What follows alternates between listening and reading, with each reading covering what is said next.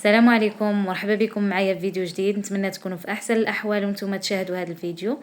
اليوم غادي نشارك معكم جوج ديال الوصفات مسمن وتحليه اقتصاديه بمقادير في كل بيت. شوفوا معايا الفيديو.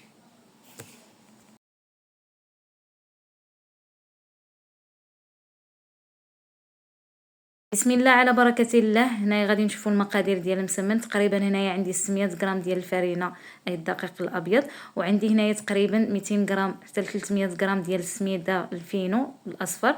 عندي معلقه كبيره ديال السكر سنيده ومعلقه صغيره ديال الملح. انا كنستعمل هذا الملح يعني الطبيعي، يعني ناتوريل 100% ناتوريل. كيتباع في ليدل، بالنسبه للناس اللي في فرنسا كيتباع هنايا في ليدل ورخيص، يعني ماشي غالي بزاف. تستعملوا من الاحسن هذا، يعني صحي. وعندي تقريبا يعني واحد ربع ديال خميرات الخبز، وايضا الماء دافي باش نجمعوا العجينه. هنايا في اناء غادي ندير الدقيق الابيض والفينو، ونزيد معلقه كبيره ديال السكر سنيده. بالنسبه للسكر كيعطينا اللون في المسمن، وبالنسبه للخميره كتخلي المسمن يجي مفشفش من الداخل. ندير معلقه صغيره ديال الملح،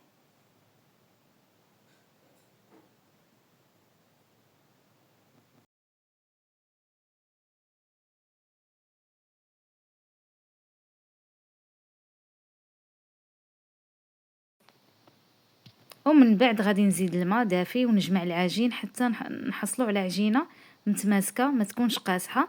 ندلكها مزيان. هنايا من بعد ما دلكتها واحد شويه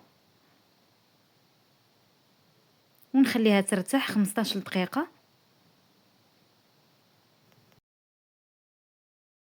هانتوما العجينه كيف ما تلاحظوا كتكون خفيفه ماشي قاصحه. من بعد ما ارتاحت 15 دقيقه هنايا غادي نجمع العجين ونبقى نقسم في العجين بحال هكذا في كويرات صغار. انا درتهم هنايا صغار حيت غادي ندير وحده في وحده.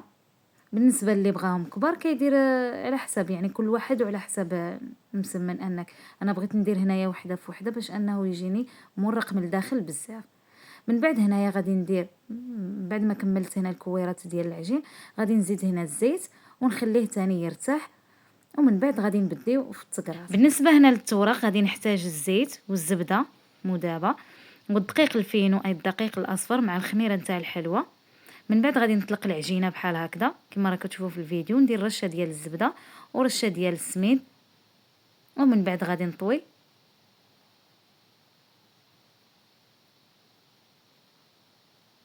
نضيف هنايا شويه ديال الزبده والسميد، ومن بعد نخليها ترتاح. ومن بعد غادي نبسط العجينه الثانيه اللي غادي ندير في وسطها هاد المسمنه الصغيره.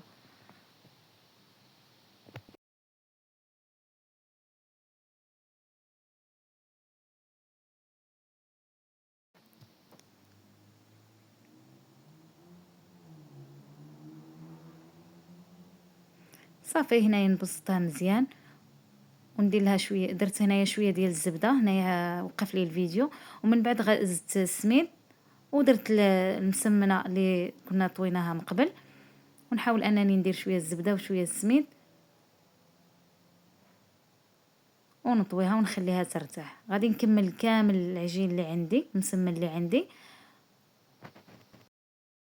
صافي هنايا نخليهم يرتاحوا، ومن بعد غادي ندير المقله انها تسخن مزيان، ومن بعد غادي نرشها بالزيت. وهنايا كنبسط المسمنه الاولى اللي كنت انني قرصتها.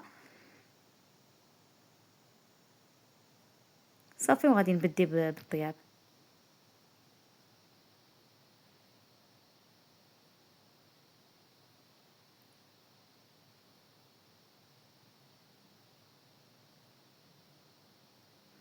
صافي وغادي نبقى نطيب ونقلب في المسمن.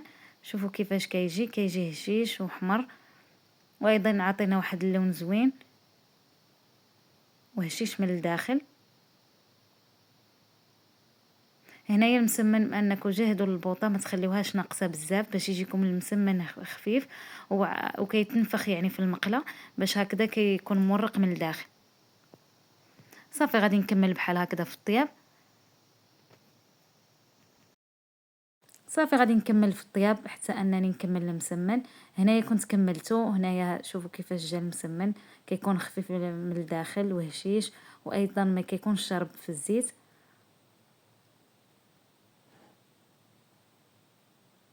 ومن بعد غادي نشوفوا معكم مقادير ديال التحليه اللي كنت ثاني وجدتها معكم، كتجي لذيذه بزاف. تقدروا توجدوها لوليداتكم في الدار بمقادير مضبوطه يعني.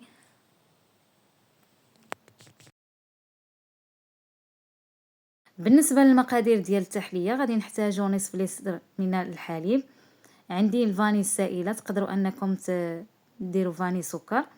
غادي نحتاج 2 معالق كبار ديال الفرينه الدقيق الابيض. عندي 3 ديال المعالق من حليب مجفف، 2 معالق كبار ديال سكر سنيده، معلقه كبيره ديال الزبده. هنايا في كاسرونه غادي ندير الدقيق والحليب اللي غادي نحمرهم شويه في فوق البوطه. من الاحسن تحمروا الحليب المجفف هو الاول، عاد من بعد انكم ديروا الدقيق، حيت الحليب كيتحمر بسرعه على الفرينه. هنايا غادي نحمر واحد شويه حيت الحليب غادي يبقى يتلصق معاكم. ومن بعد غادي نضيف نصف لتر من الحليب وسكر سنيده، يعني تقريبا 2 معالق كبار. تقدروا انكم السكر هنايا تنقصوا منه يعني على حسب الذوق كل واحد.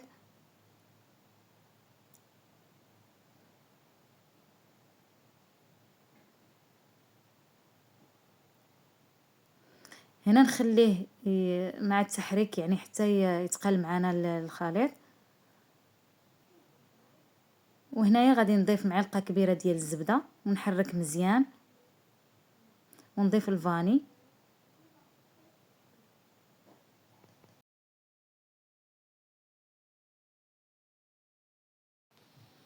هنايا حتى تذوب معنا الزبده، وغادي نديرو في الكؤوس التقديم. بالنسبه للتزيين، اي واحد كيبغي يزين باش ما بغيتو اي حاجه كتكون عندكم في الدار. انا هنايا غادي نزين بالشوكولا ديال الدهن، او تقدروا تزينوا بالشوكولا انكم الكريمه ديال الشوكولا تصاوبوها في الدار. الا بغيتوا المقادير خليوا لي في التعاليق انني نوجدها معكم. وهنايا غادي نخليها تبرد شويه، ومن بعد غادي نضيف. هنايا كنت سخنت الكريمه، كانت عندي الكريمه السائله في البيت. تقدروا تضيفوا الحليب مع شوكولا الدهن. هنا غادي نضيف الكريمه السائله اللي كنت انني سخنتها مزيان، وغادي نضيفها للشوكولا حتى انني ندمج مع بعضياتهم. ومن بعد غادي نزين بها الكؤوس ديال التحليه. هنا يبقى نضيف شويه بشويه حتى انني ندمج الكريمه مع الشوكولاته الدهن. بالنسبه للتحليه جربوها، راه كتجي لذيذه بزاف، كتعجب الكبار والصغار. جربوها. الحليب المجفف كيعطيها واحد المذاق في التحليه.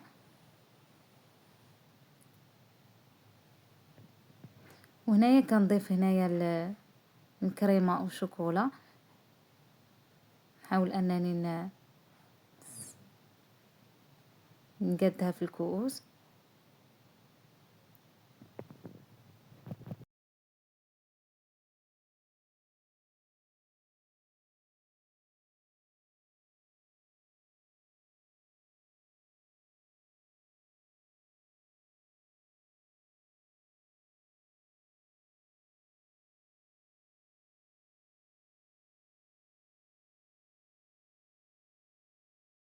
بالنسبه للطبقه الاولى غادي تخليوها تبرد يعني تقريبا 20 دقيقه حتى ل 30 دقيقه. ومن بعد غادي عاد توجدوا هاد الكريمه مع الشوكولا باش هكذا انا ما خليتهاش بزاف بردت علاش انها هودات الكريمه لتحت التحليه. ومن بعد غادي نخليها في الثلاجه تقريبا 2 سوايع حتى ل3 ونشوفوا التقديم كيفاش كيكون. هنايا درت الكريم شونتي، ودرت هنايا اللوز اللي كان عندي متوفر